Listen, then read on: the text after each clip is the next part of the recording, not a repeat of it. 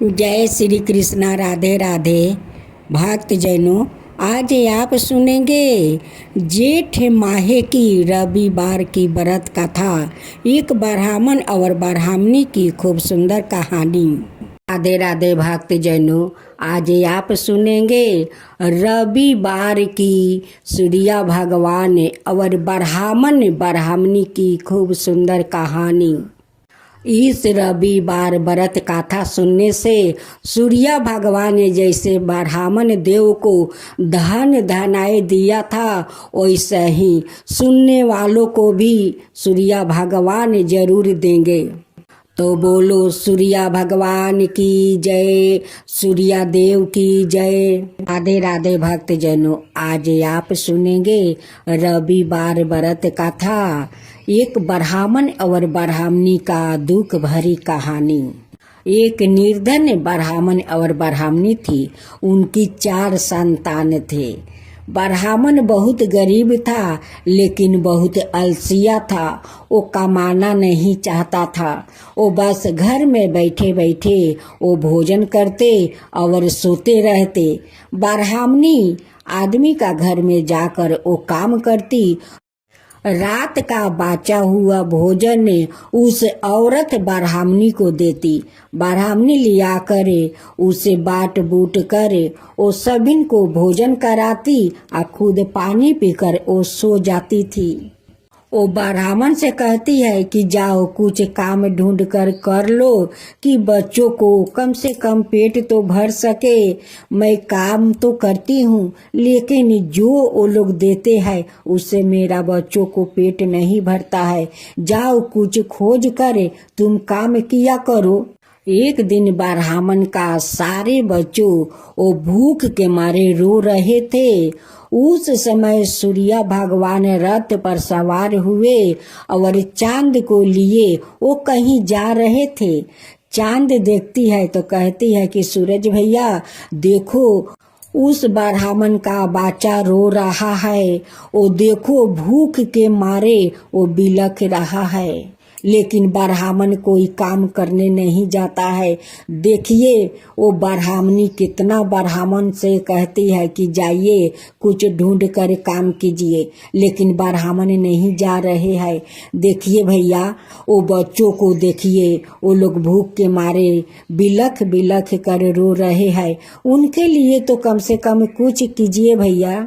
सूरज भगवान कहते हैं कि देखो चांद, जो लोग का जो तकदीर में लिखा होता है वो ही होता है। अगर घर में अन्न आए और उस अन्न को संभाल कर ना रखे तो वो अन्न कभी रहता नहीं है। वैसे ही उस ब्राह्मण को है, वो कुरिया है, वो काम करना नहीं चाहता है।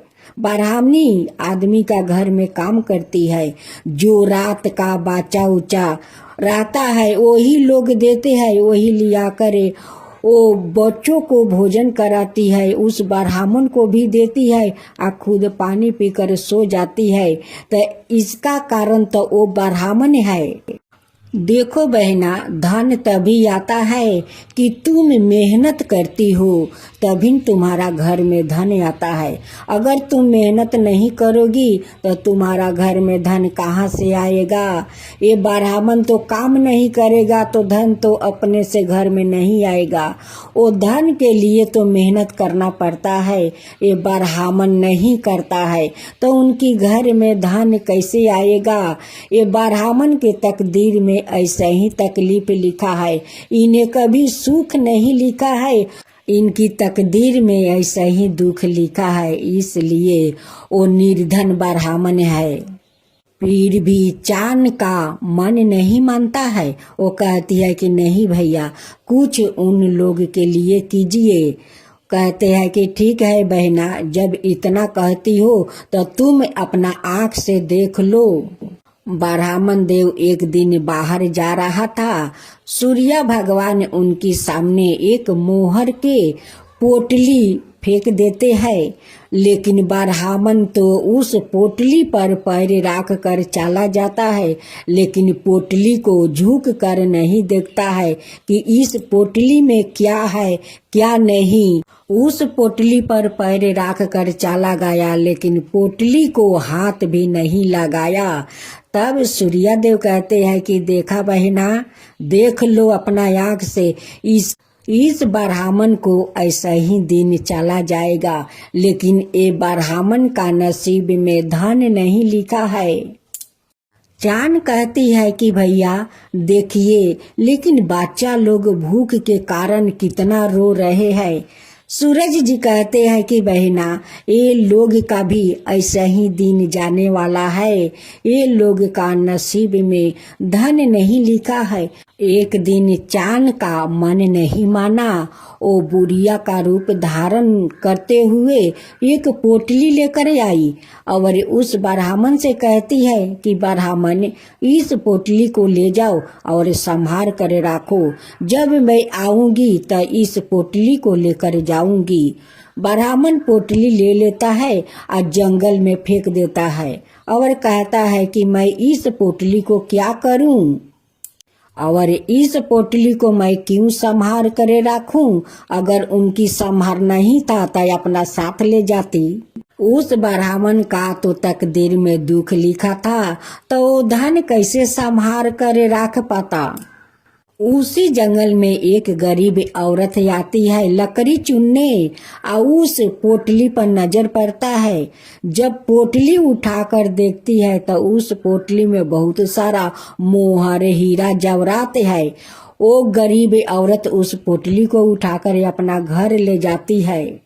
उस औरत का कोई घर द्वार नहीं था, वो टूटे हुए घर में अपना परिवार के साथ रहती थी और लकड़ी रोज जंगल से चुन कर ले जाती है और बाजार में बेचती है। उसी से उनका संसार चल रहा था। अब तो जिसका कपार में जो धन लिखा होता है उसी को तो होता है, और जिसका नसीब में नहीं लिखा होता है उसका तो वो पैर के तले से उस धन को कुचल कर चला जाता है, लेकिन धन उनके पास नहीं आता है। तब सूर्यदेव कहते हैं कि बहना, तुम तो पोटली लेकर उस ब्राह्मण के दिया, लेकिन ब्राह्मण क्या किया, वो पोटली को जंगल में फेंक दिया, क्योंकि उनकी तकदीर में वो धन नहीं लिखा था। और देखो, उस गरीब औरत जो जंगल से लकड़ी चुन कर बाजार में बेचकर अपना संसार चलाती है, टूटे घर में रहती है, देखो उसी के नसीब में वो धन था, क्योंकि वो धन संभालना जानती थी। उस धन से उस गरीब औरत अपना घर द्वार बना लेती है और अपना परिवार के साथ सुख शांति से वो अपना घर में रहने लगी। अब उनकी लकड़ी नहीं चुनना पड़ता और नहीं बाजार में बेचना पड़ता है। तो ये धन उन्हीं का तकदीर में था, क्योंकि वो कमाना चाहती है कि कैसे धन कमाया जाता है। चांद कहती है कि तुम ठीक कहते हो भैया, देखो मैं जिसका तकलीफ देख कर धन दिया वो तो धन का फेंक दिया, लेकिन जो गरीब औरत लकड़ी काट कर वो बेच रही थी वो धन को संभाल कर ले गई। वो गरीब औरत धनवान बन गई, लेकिन निर्धन ब्राह्मण वो दलिदरता का दलिदरता रह गया।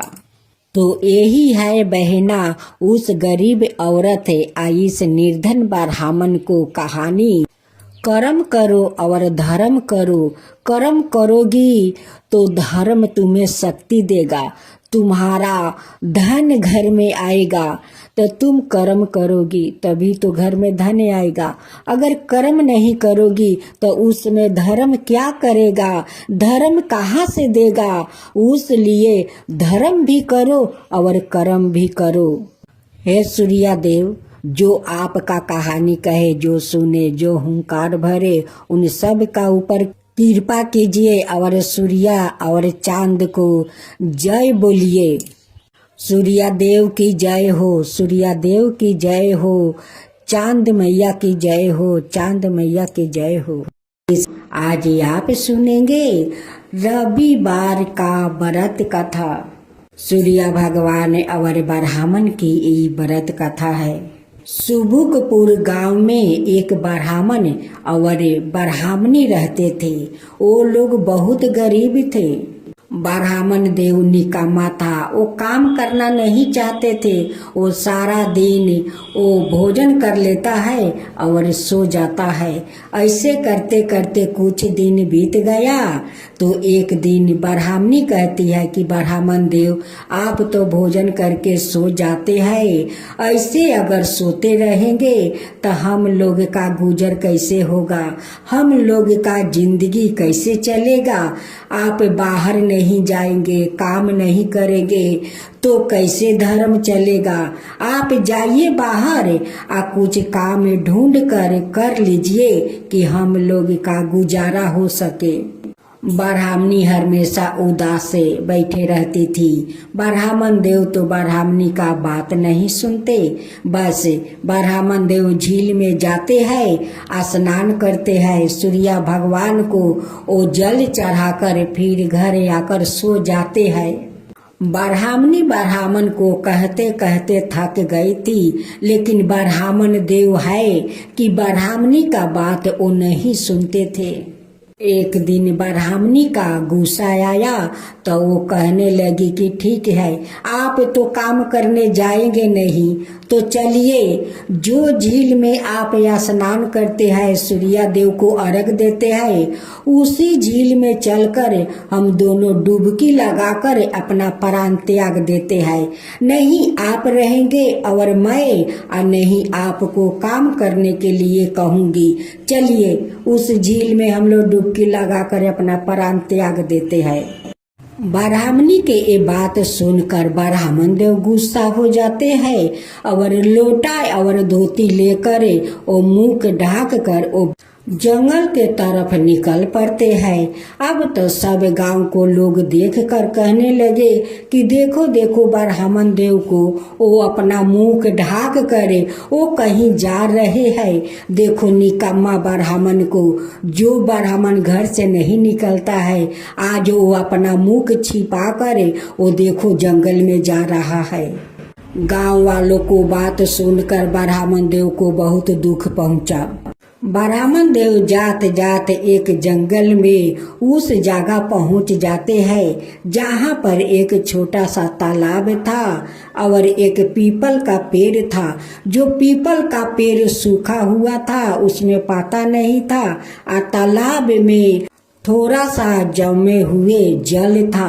ब्राह्मण देव उसी जल को लियाते हैं और सूखे पीपल का पेड़ के पास वो सूर्य भगवान को जल देते हैं और उसी जल उस पीपल का वो जड़ तक होकर और वो तालाब में जाता है। रोज ब्राह्मण देव उसी तालाब से जल लियाते हैं और सूर्य भगवान को वही पीपल के पेड़ के पास में जल देते हैं। ऐसे करते करते कुछ दिन बीत गया। इधर पीपल का पेड़ आस्ते आस्ते हरा भरा होने लगा और उधर तालाब का पानी बढ़ते गया और पानी इतना पुलिसकार हो गया कि उसमें सूर्य भगवान को छवि देखने लगा। ये सब देख कर सूर्य भगवान तो बहुत प्रसन्न हो गए। एक दिन सूर्य भगवान कहते हैं कि ब्राह्मण देव, आपका श्रद्धा भक्ति देख कर मैं बहुत प्रसन्न हूँ, तुम जो चाहो सो मुझसे मांग लो। ये बात सुनकर ब्राह्मण देव इधर उधर देखने लगे।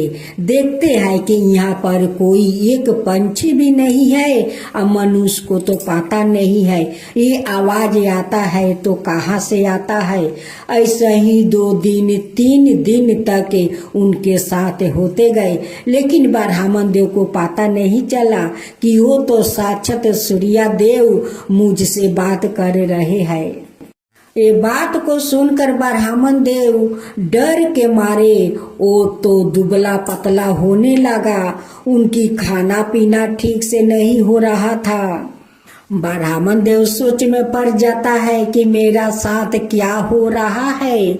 यहाँ पर लगता है कि कोई चुड़ैल का बास है, कोई भूत बैताल है, वही मुझसे बात कर रहा है। यही बात सुन सुन कर ब्राह्मण देव तो डरने लगे। एक दिन ब्राह्मणी का मन नहीं माना, वो अपना ब्राह्मण को खोज में निकल पड़ती है। वो जात जात उसी जंगल में पहुंच जाती है जहां ब्राह्मण देव रहते थे। वहां पर देख कर अपना पति को वो बहुत दुखित होती है कि ब्राह्मण देव घर से निकला था तो हाटा घाटा था, यहाँ पर इतना दुबला पतला हो गया है। लगता है शुद्ध से भोजन नहीं मिल पाने के कारण ब्राह्मण देव सूख रहे हैं। ब्राह्मणी ब्राह्मण देव को पास जाती है और सूखने का वो कारण पूछती है। कहती है कि हे ब्राह्मण देव, आप तो घर से अच्छे घटे आए थे, यहाँ पर आपको क्या हो गया है कि इतना दुबला पतला आप हो गए हैं? क्या बात है, आप मुझसे बताइए।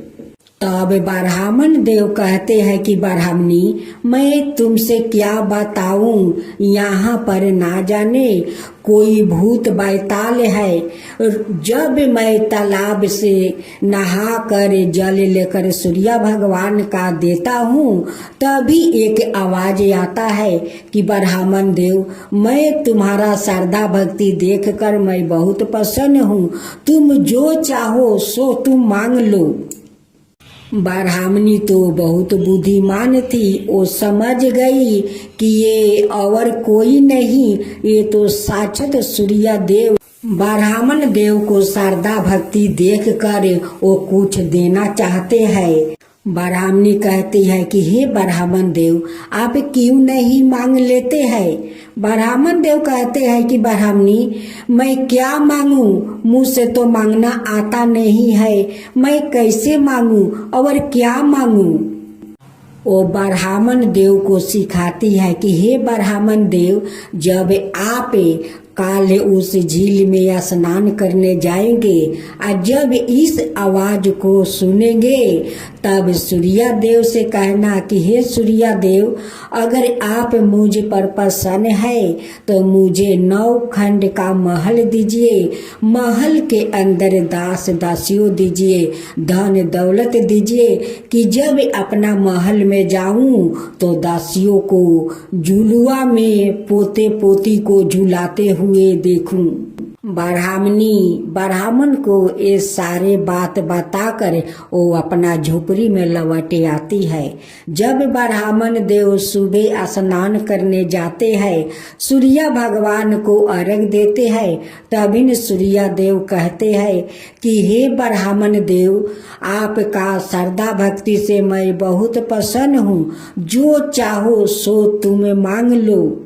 तब ब्राह्मण देव हाथ जोड़ कर कहते हैं कि हे सूर्य देव, अगर आप मुझ पर प्रसन्न है तो मुझे 9 खंड का महल दीजिए, उसमें धन दौलत दीजिए, सोने के पलना दीजिए, सोने के पलना में दास दासियों को जब मैं घर लौटूं तो झुलाते हुआ अपना पोता पोती को उस झुलुआ में देखूं। सूर्य देव कहते हैं कि ब्राह्मण देव, देखने में तो बहुत भोला भाला लगते हो, लेकिन बहुत तुम चतुर चालाक हो, एक बार में सब कुछ मांग लिया। ठीक है ब्राह्मण देव, जो जो आप मांगा है वो सब कुछ आपका मिल जाएगा। जब ब्राह्मण देव जंगल से लौट कर अपना झोपड़ी में जा रहा था, वो देखता है कि झोपड़ी के जगह तो महल है, यहाँ पर तो झोपड़ी नहीं है। यहाँ पर बहुत सारा औरत लोग इतना सजे धजे है। उनसे पूछती है कि अच्छा बहन, यहाँ पर एक झोपड़ी था, उसमें मेरी ब्राह्मणी रहती थी, वो ब्राह्मणी कहाँ गई, उस झोपड़ी को क्या हुआ?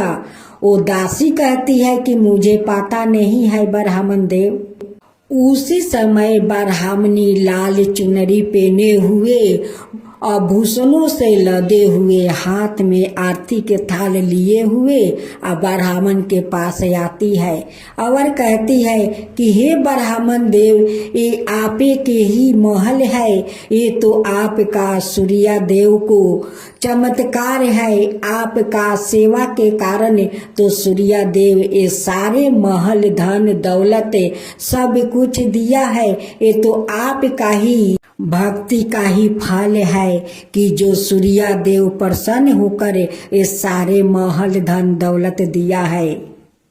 ब्राह्मणी श्रद्धा भक्ति से अपना ब्राह्मण देव को महल के अंदर ले जाती है। ब्राह्मण देव इस महल और धन दौलत दास दासी सोने का पलना देखकर बहुत प्रसन्न हो जाते हैं। उस गांव का राजा का जब पता चला कि ब्राह्मण का घर में कुछ खाने के लिए नहीं था और वो इतना बड़ा महल कहाँ से आ गया, राजा अपना नौकर से कहते हैं कि जाओ उस ब्राह्मण को इस महल में बुला कर ले आओ। और नौकर आता है और ब्राह्मण देव को कहता है कि हे ब्राह्मण देव, राजा आपको महल में बुलाया है। ब्राह्मण देव जाते हैं तो राजा उनसे पूछते हैं कि हे ब्राह्मण, तुम्हारा घर में काल खाने के लिए एक दाना भी नहीं था, आज तुम्हारा इतना बड़ा महल धन दौलत दास दासी कैसे हो गया? आप कहीं तो डकैती नहीं किया है, डाका तो नहीं मारा है? ब्राह्मण देव कहते हैं कि नहीं राजन, मैं चोरी नहीं किया, नहीं डाका डाला हूँ, नहीं किसी को लूटा हूँ। ये तो सूर्या देव का कृपा है कि उन्हीं के कृपा से आज मेरा इतना बड़ा महल धन दौलत दास दासी सब कुछ आज मिला है, उन्हीं का कृपा से। तब राजा कहते हैं कि हे ब्राह्मण देव, मैं इतना पूजा पाठ दान पुण्य करता हूँ, लेकिन आज तक मेरा कोई संतान नहीं हुआ। इस महल को संभालने के लिए आज तक मेरा कोई संतान नहीं हुआ है। आप कृपा करके बताइए उनकी विधि विधान क्या है, उनकी पूजा कैसे किया जाता है, ये कृपा करके मुझे भी बताइए, मैं भी सूर्या देव को पूजा करना चाहता हूँ। ब्राह्मण देव कहते हैं कि राजन, आप रविवार के दिन सुबह उठकर स्नान कीजिए और भरे लोटे के जल में दूब फूल अक्षत डालकर सूर्या देव को अर्घ दीजिए और उस दिन एक समय भोजन कीजिए। आपको देखिए सूर्या देव सारे इच्छा पूरा कर देंगे, आपका जरूर संतान होगा। आप सूर्या देव पर श्रद्धा रखिए, उन पर विश्वास रखिए और उनकी श्रद्धा भक्ति से पूजा कीजिए। ब्राह्मण देव के कहे अनुसार राजा वैसा ही किया। कुछ दिन का बाद रानी गर्भवती हो गई। फिर 9 महीने के बाद रानी एक सुंदर अपना बेटा को जन्म देती है। अब तो राजा बहुत खुश हो गए। कहते हैं कि ब्राह्मण देव सत्य कहते हैं कि सूर्या देव को श्रद्धा भक्ति से पूजा करो, सूर्या देव सभी को इच्छा पूरा करते हैं, उनकी सारे मनोकामना पूरा करते हैं।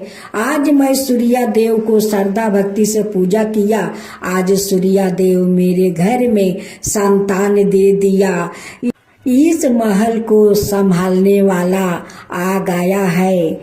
राजा एक दिन सारे गांव वालों में ढिढोरा पिटवाते हैं और कहते हैं कि देखो गांव वालों, रविवार के दिन सभी लोग एक समय भोजन करो और सूर्या देव को श्रद्धा भक्ति से पूजा करो, आप सभी को दुख दूर हो जाएगा। अब तो सारे गांव वाले सूर्या भगवान को पूजा करने लगे।